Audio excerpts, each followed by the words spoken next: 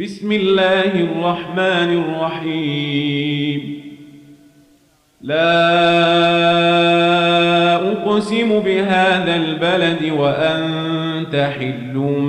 بهذا البلد ووالد وما ولد لقد خلقنا الإنسان في كبد أيحسب أن لن يقدر عليه أحد يقول أهلكت مالا لبدا أيحسب أن لم يره أحد ألم نجعل له عينين ولسانا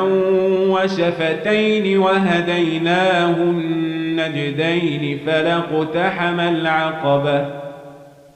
وما أدراك ما العقبة فك رقبة أو طعام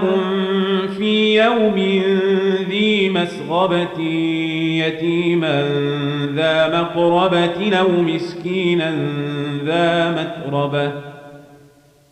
ثم كان من الذين آمنوا